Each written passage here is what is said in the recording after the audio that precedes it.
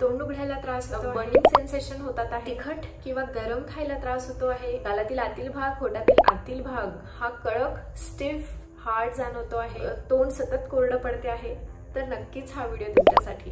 Hello, मी doctor Aditi, practising as a general dentist. Welcome to my channel. Hope you all are doing well. So today my topic is pre cancerous condition.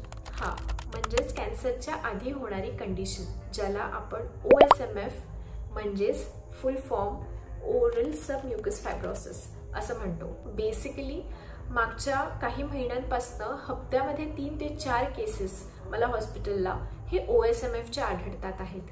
या व्हिडिओमध्ये हा आजार कशामुळे होतो, याचे कारण काय आहे आणि याची ट्रीटमेंट आपण काय घेऊ शकतो, मी याबद्दल तुम्हाला इन्फॉर्मेशन शेअर करणार आहे. So without wasting any time, let's get in to the video. OPD मध्ये जे काही पेशंट्स मला OSMF कंडिशन सोबत जाणवले, त्यांचे मी फोटोज कलेक्ट केले आणि ते मी तुमच्यासोबत शेअर करेल. जसं मी पहिला पॉईंट बोलली की पेशंटला तोंड उघडायला त्रास होतो. सगळ्यात आधी OPD मध्ये पेशंट आला, त्याची पहिली कंप्लेंट ही असते, डॉक्टर तोंड उघडायला त्रास होतो आहे, तिखट काहीच खाल्ल्या जात नाही आहे. 35 mm पेक्षा कमी जर तुमचं तोंड उघडत असेल, थोडं काळजी घेण्यासारखी कंडिशन आहे. तुम्ही डेंटिस्टला नक्कीच जाऊन चेकअप करून घ्या. गालांच्या आतील भागामध्ये किंवा होठांच्या आतील भागामध्ये तुम्हाला एक फायब्रस बँड, ज्याला आपण व्हाईट फायब्रस बँड असं म्हणतो, हे दिसून येते. हे मग तुमच्या जिभेच्या लॅटरल साईडला म्हणजे जिभेच्या साईड पोर्शन मध्ये पण तुम्हाला आढळते. तुमच्यामध्ये स्टेन्स आणि कॅल्क्युलिस, जसं आपण काळसरपणा दातांवरती जाणवतो, ठीक आहे, किंवा व्हाईट डिपॉझिट दातांवरती जाणवतो, हे खूप जास्त प्रमाणात होऊन जाते. आता याचे कारण काय आहेत? सगळ्यात पहिलं कारण म्हणजे ॲरेका नट, ज्याला आपण सुपारी म्हणतो. बेसिकली सुपारीमध्ये अल्कलॉइड आणि टॅनिन हे असे 2 सबस्टन्स असतात जे तुमच्या कॅन्सर कॉझिंग कंडिशनला ट्रिगर करतात. दुसरा म्हणजे टोबॅको आणि तिसरा गुटखा, चौथा अल्कोहोल, 5वा स्मोकिंग. सगळ्यात जास्त हाय कंडिशन जे पान खातात, पानामध्ये त्यांना सुपारी वापरायचं जे सवय असते, हे इमिडिएटली स्टॉप करायला पाहिजे. दुसरी गोष्ट म्हणजे बऱ्याचशा लोकांना तिखट अन्न खाण्याची खूप सवय असते. तिखट हा पदार्थ खूप आवडतो, पण तिखट खाल्ल्याने सुद्धा ही कंडिशन आढळू शकते. जेनेटिक पण असू शकते. बऱ्याचशा पेशंटला याच्यातल्या कुठल्याच प्रकारांची सवय नसते. मग यांना कसं काय होतं, तर ते जेनेटिक असते.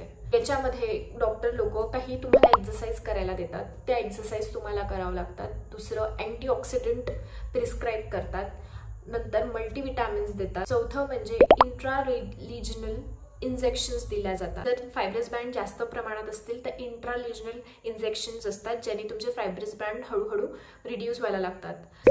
हे जे काही फायब्रस बँड तुमच्या गालाच्या आतील भागामध्ये तयार झालेले आहे ते स्लो डाऊन करतात, त्यांना रिड्यूस करतात. चौथं म्हणजे सर्जिकल एक्सिजन, जे फायबर्स बनले आहेत तुमच्या गालाच्या आतील भागामध्ये आणि ज्याच्यामुळे तुम्हाला तोंड उघडायला त्रास होतो आहे, ते सर्जिकली कट डाऊन करतात, त्याला एक्साइज करतात. तर अशा प्रकारे या गोष्टींची ट्रीटमेंट दिल्या गेलेली आहे आणि होईल तितकं अवेअरनेस या गोष्टीला घेऊन प्लीज तुम्ही स्प्रेड करा.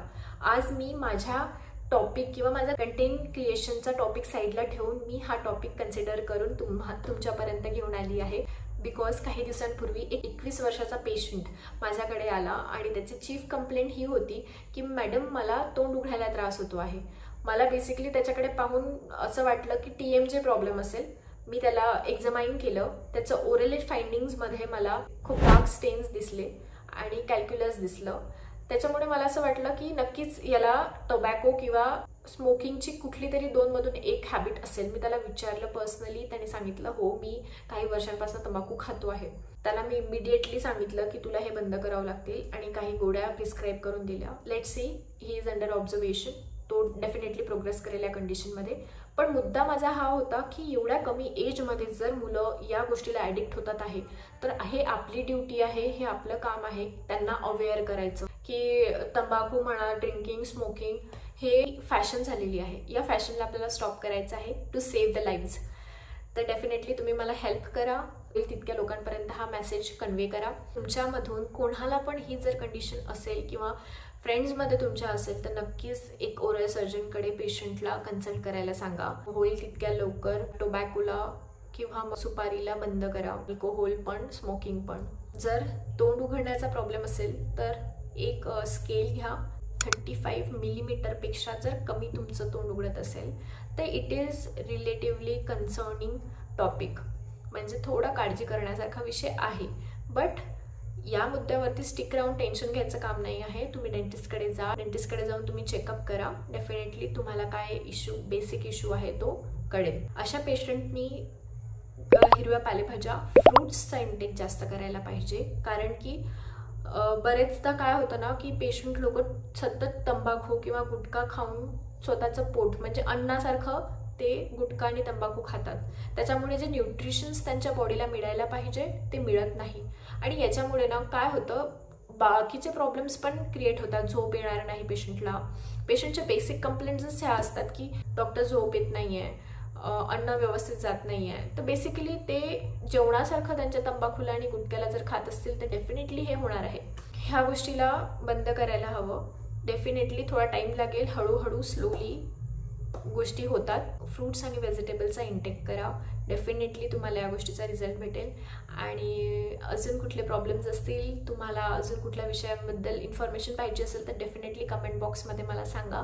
आणि या व्हिडिओला जर जास्त लाईक्स मिळाले किंवा मग या व्हिडिओला बघून जर माझे सबस्क्रायबर्स वाढले तर डेफिनेटली मी अजून मेंटल रिलेटेड प्रॉब्लेम्स ज्या बेसिकली पेशंटला कंप्लेंट्स असतात त्याच्याबद्दल इन्फॉर्मेशन मी तुम्हाला नेक्स्ट व्हिडिओमध्ये प्रोव्हाइड करेल.